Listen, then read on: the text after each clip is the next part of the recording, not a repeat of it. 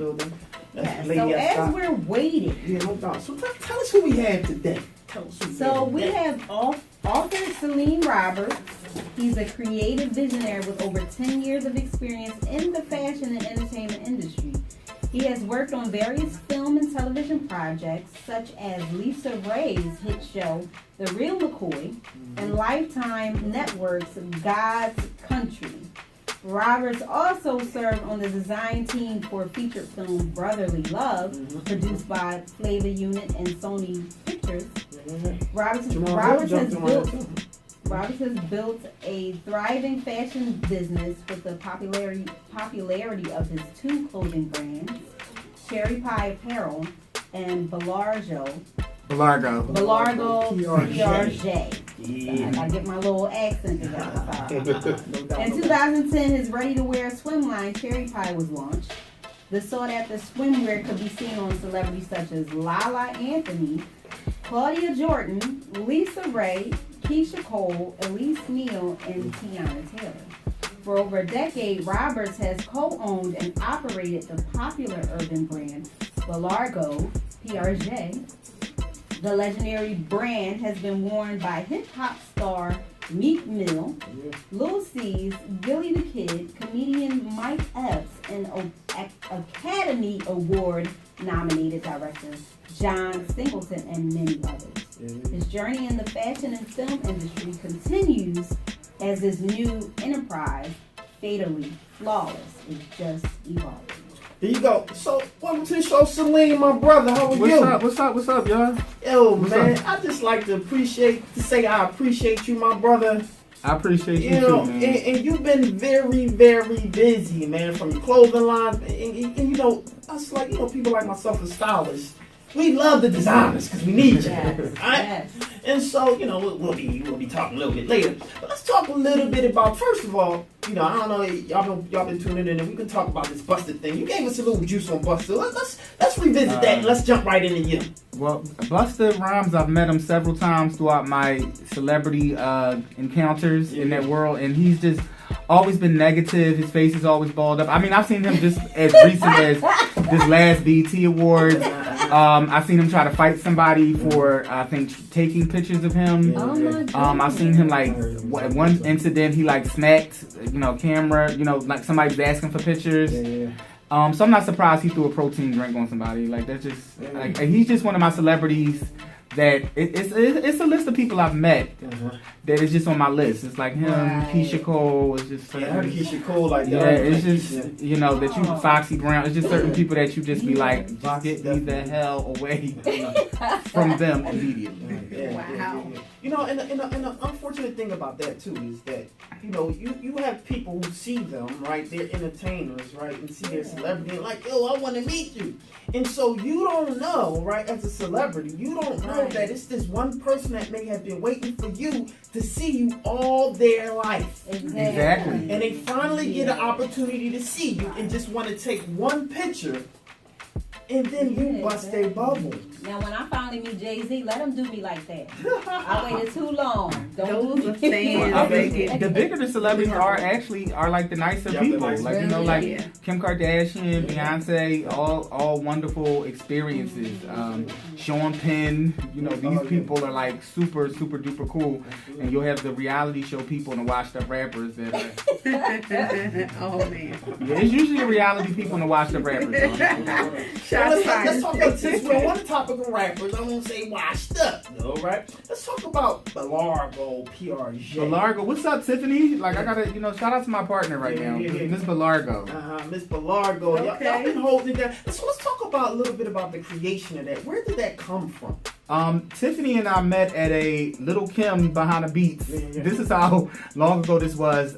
In I think La Bella Mafia album. We got we was like 19. Mafia. We was like 19. Whoa. Okay. And we met, and she was fly, and I was fly, and we just started talking. And the original plan was to open up a boutique. Right. And at the time, she was dating Spado from Major Figures. Shout out to Spado. He hit bricks. What up, Yeah. Spado? That's my man. So she was dating Spado, and we wanted to have this couture women's line, so we were like trying to do all these like hype, like women's clothing, and we did all these fashion shows with these models. I mean, we was doing fashion shows at the pimps' houses, hibachi's, every hood. We was on everything.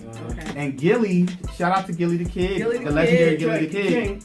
He actually said, I want to wear the name Belargo on something, but y'all make women's clothes. So we came up with that box, the legendary Belargo box. Me and Tiffany came up with that concept, and Gilly wore it, and it just launched us into. So I guess you can credit Gilly for the launch of success for Belargo. I wouldn't give him all the credit, but he definitely, for us to go into men's lane. It wouldn't have been the urban brand that it is today if we didn't make that transition. Yeah, no doubt. And then this is when Get Down on the Ground was the hot record. I was just about to start saying that. That was my. And then from there, it went to us dressing Freeway and Chris and Neve. And then we worked with a very young Meek Mills. I'm talking about the young Meek Mills. We did the In My Bag video, and I actually took him the shirts in the cab. Tiffany had just got the shirts printed, and I'm like rushing in the cab. Nobody's there. There's no girls. This is not the hype Meek. Like nobody's there. And the braids, and he was so hyped to get the shirt. So that's how we built that relationship with Meek. And then from there, it just took on a life of its own. I mean, Lil Uzi. We worked with Lil Uzi. We did all of the styling for P&B Rock, like his whole Fleet video. We were his style consultants. We worked with him throughout his whole early career, Tiffany and myself and our design team. And we still have a great relationship with Rock to this day. I mean, now you have up and coming people like Rico Havoc. We've just touched Belargo and Philly hip hop is synonymous. Like I feel like I'm a G when it comes to Philly hip hop. Like it's like like Miss Jade, Charlie Baltimore. Shout out to all of them. Philly, or shout out to all of Philly. Philly has some dope artists. Period. Yeah, the town out of Philly is dope. Yeah. So we I think like we're legendary. I'm not gonna lie. I think Belargo's legendary. You know what? I think we out legendary. of Philly, I'll give y'all that credit. And we set the trends for like all the new brands that's coming up. Like it's a lot of new dope brands. Milano. Yeah, shout out to Milano. You got Mabel Marie.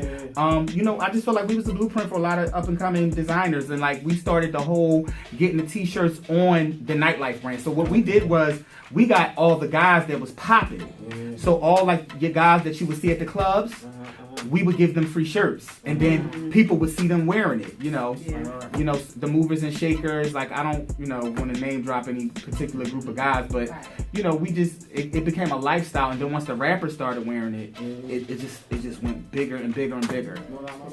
And do you believe that's why most people, I guess, when they're thinking of creating a line or something like that, the first thing they want to try to get to is like a celebrity or a rapper? I just think we live in a celebrity-driven world. I feel like the media, social media, everybody has access to everything. So now it's like, who do you look at all day? We go to Kim Kardashian page, we go to Beyonce's page. We want to see what Nicki is doing, Cardi B. So I think a celebrity is the quickest way to get instant recognition for your brand. Yeah, money moves, huh?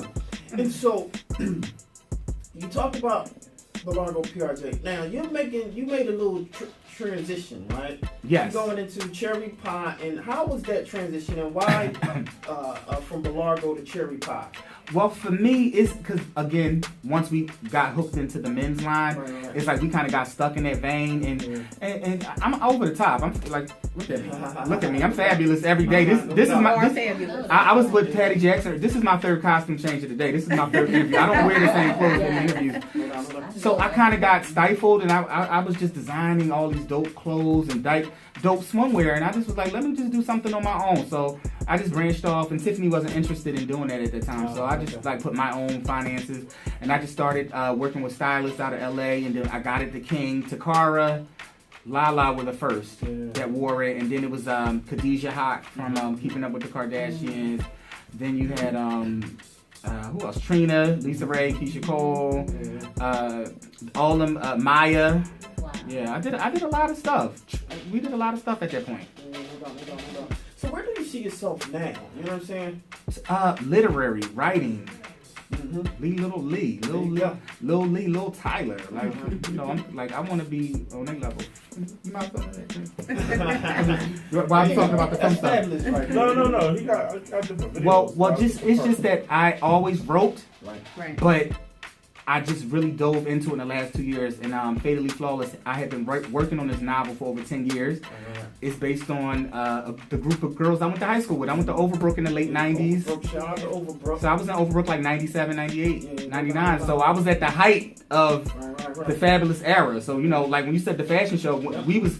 Girl, they was coming to school with minks on. Like when I was coming to school, they was wearing Prada bags. I mean, this is girl 17. The drug dealers was picking them up in the Benzes and the Range Rovers outside. I mean, you know. Fashion show. I always heard that. You're talking about,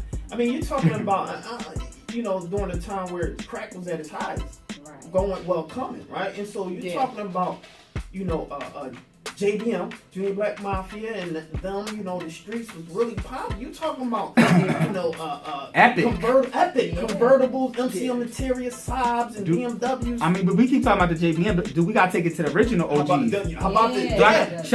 Let's talk about Lil Man. Let's talk about Lit. Let's talk about Mont Reese and Jay. Let's take it. Shout out to Lit. Shout out to that was the homie. Shout out to rest in peace too. And so amazing. Amazing. I mean, see, this is. They still think he alive now. How about that, right? Well, he came out with that McLaren. I ain't even gonna get out with his cars and stuff like the Porsche 911. you know his baby mom is my best friend, Brenda. Okay. That's my best friend. She's a big part of the book as well. So let's jump into the book. We're talking about the book. We're reminiscing a little bit because you're talking about this is Philly celebrity. This is Philly history. Exactly. Right? And so you can't talk about Philly style without naming a specific time. And you can track it back to that specific time to know when we started going like this. When it came to like fashion and people started looking like, yo, something. Philly, what's going on with Philly? At one point, people was coming outside with $1,000 outfit on to sit in the projects. Okay, true. Like people was getting dressed to go nowhere. Absolutely. You know, and I was a part of it. I was young, but it was very influential, and we was influenced by the music. Unfortunately, you know, that the hip hop now is not what it was back then. Like, you know, when you saw the Biggie video, you saw the Jay-Z video, or you saw the Lil Kim video, like they really did that whole look in real life. Where you saw the Puff video or the Total video. Colored minks and in fact, shout out to Charlie Baltimore. In fact, that's all New York used to do was to come to Philly. Because they liked our style. Oh, they used to stay in a lot Philly. of them stayed in Let me tell you something. That's my big sister. Let me tell you something. Shout out to Tiffany, her daughter Siani. She's dope. It's beautiful. She's doing some modeling. Shout out to Charlie. Shout out to Jan. Jan, that's big sis right there. Man, Jan, listen. Now you talking about it, Shout out to Jan. I'm talking. So you know that white drop top side. Okay, they used to shut the city down. Shout out to Charlie and Jan. Okay. You talk. Now you want to go back to the plant. The Lexus Land Cruiser. Do I gotta take it to the Lexus Land Cruiser, the gold one? Listen with the wheels. Playing the Get Money remix. Okay. You know what? Let's talk about your book because we reminiscing too much. I'm just saying. Let's talk about you because all of that was great about that, right? Because all of that is in his book. Yes, it's set. My book is set in 97, 98. It's about these 3 girls that go to Overbook in their senior year, and they are the epitome of everything that was about that era. They're the popular girls in school. They're the girls that don't mess with the guys that go to school. But you know, the niggas is lusting. The niggas is lusting at them at school. Lusting. Oh, I'm sorry. The Negroids. The guys are lusting after them, but they dating street guys. They're 17, 18, but their boyfriends are 24 and 25. Right. And they pushing cars, they pushing weight, and it's just about what happens. I would say this is Clueless meets Belly. Because the girls have conflict with other girls in school. They get into fights, and it's about popularity, who's the best dressed. Caddy thinks that girls, you know, because y'all girls, how many times, what was the group of girls that didn't like you and your friends in school? You know, it was always that. Right. And you're like, why is they mad? It was definitely a group. What I do? And I was that girl because I was the one that, you know, was driving to school in 10th grade because I got my license early in my, you know, by if you could just, they just mad if you had some new boots. They just mad. Yes. So I have that whole high school element with the teachers and the prom, the graduation, but underneath it all, it's a street hustler story because they're dating ruthless guys, and the guys that they're dating are from North Philly, South Philly, and West Philly. So I had to cover every part of the city because I didn't want nobody to get mad. Right. Like, oh, you ain't shout out South Philly, you ain't shout out this. So I got the bottom. I mean, it was even uptown. And you know, Uptown wasn't. You know, Uptown just had girls. They wasn't. That's what we used to do. We just used to go to Uptown and see the girls. Yeah, what's up, y'all? Throwing y'all. We from West. What's going on? What's the And I touch on the culture, our nightlife. I'm talking about Club Gotham. I'm talking about Pegasus. Palmers. I'm talking about Bahama Bay. I'm talking about dances. Did you just say Bahama Bay? Are you Listen, you have to understand, when I was outside at 12, 13 years old, I had family members in my family that was known, they was getting a couple dollars. They was guys on the street and they dated girls. That's how I started meeting the Smalls from Lansdowne Avenue. Shout out to Smalls. Yes. Listen, shout out to the Smalls. Let's check this out. Shelly, Lisa, Linda. Listen, Monica, shout out to Lisa Taylor. Hit me every now and then. So check this out. You Legendary. can't mention Overbook without mentioning the Smalls. No. Real talk. So shout out to the Smalls, Lansdowne Avenue. You know what I mean? You know that was a car show, okay? That was a car show. They still own that house on like it's still on Lansdowne. I think Aunt is still there. Yep. Their mom is still there. So look, I can't wait to read this book. You know. So you leaving that book for us? You know what? I am. Okay, there we go. Y'all gonna have to share it. You on camera saying we don't gotta share it because I'm gonna get my own. Yeah, we gonna support you anyway, though. The book. But you can tell. Where can they find it? Where can they find the book to find out all? You can find this book at Barnes and Nobles, Amazon, and Target. Yeah. And your social media in case. Saleem _Vanderpump. That's me on IG, and I'm Mr. Cherry Pie on Twitter, even though I'm never on Twitter. Yeah. So before we let you go, time flies when you're having fun. We're gonna have to. We done already. We're gonna have to come. Well, this is what we'll do. We want you to stay over. We're gonna get into some little loving relationships. Let's talk about Cardi B and Offset. I know that's right. Let's go. Right? But we don't want you to go. We don't want you guys to go anywhere. Is there anything else you want to tell, like, you know, all the followers, all the viewers that's watching this show for you? I just want to tell people, man, it's just stick to your dreams and, you know, don't give up on anything you're trying to do, because it took me 10 years to do this. I didn't want to be a self-publisher. I'm with the Team G firm. They're out of New York. They're a big firm. They work with a lot of people. It took me a while to get there. Just editing my book.